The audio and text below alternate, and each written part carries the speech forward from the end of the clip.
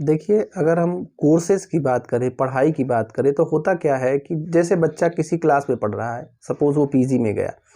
अब पीजी में छोटा बच्चा है, गार्जियंस ने भी ध्यान नहीं दिया, उसको स्लेटिंग लाइन्स, सर्कल ड्रॉ करना, इस तरीके की चीज़ें नहीं सिखाई गईं। बच्चा बढ़ता रहा, एलकेजी में पहुंच गया, अभी भी चीज़ें वो सीख नहीं पाया। अब उसको कायदे से ये होना चाहिए, जो पीजी का कोर्स है, मैं आपको बता रहा हूँ, मैं खुद ही एक टीचर हूँ।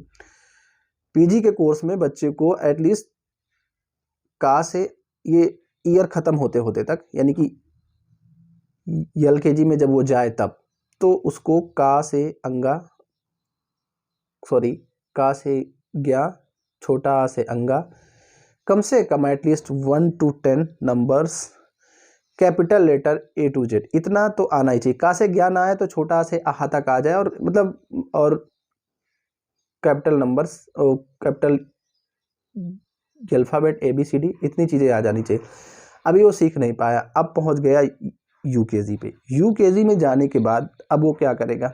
अब वो चीज़ें फिर से, मतलब 1 साल में वो कुछ नहीं सीख पाया। अब वो जा करके कहीं गोला बनाने लगा, सर्कल बनाने लगा, लाइन्स ड्रॉ करने लगा। इसके बाद धीरे धीरे करके यूकेजी भी हो गया, अभी भी वो कैपिटल लेटर से A to Z अच्छे से नहीं लिख पाता, आ से छोटा आ पूरा कंप्लीट नहीं लिख पाता, आहा तक, का से ज्ञा भी नहीं लिख पाता। अब वो यूकेजी में पहुंच गया, जबकि ये बात है कि एलकेजी में अब एलकेजी ख़त्म होते होते तक क्या क्या होना चाहिए?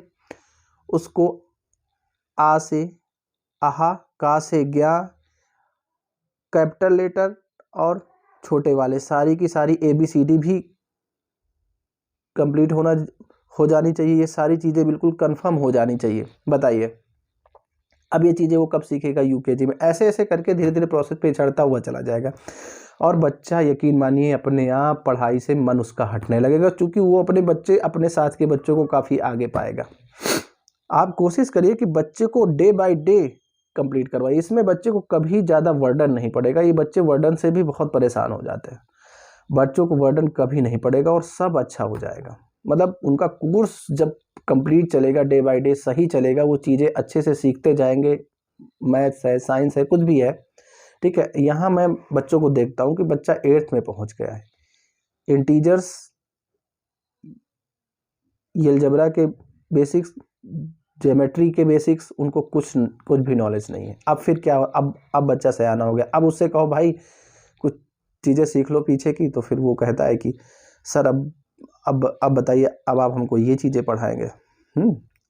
गार्जियन भी कोई कोई अगर थोड़ा सा बुद्धिमान नहीं है, या चीज़ों को परख नहीं पा रहा है, बुद्धिमान मैं नहीं कहूँगा, इसके लिए मैं क्षमा चाहूँगा, लेकिन यही कि अगर चीज़ों को परख नहीं पा रहा है, तो वो भी यही कह देगा कि भाई इसको ये चीज़ पढ़ाइए, अब बस फिर तो उसका डैमेज होना तय है, बिल्कुल तय है।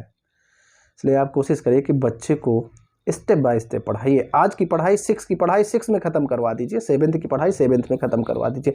इन केस अगर ऐसा नहीं होता तो कोऑपरेट करिए बच्चे के साथ कि वो कैसे करके अपनी पीछे की चीज़ें कंप्लीट करे। इसमें क्या होगा कि उसको पढ़ाई कभी भी बोझ नहीं लगेगी, मैं सच बता रहा हूँ, और इसका फ़ायदा बहुत होगा बच्चों को।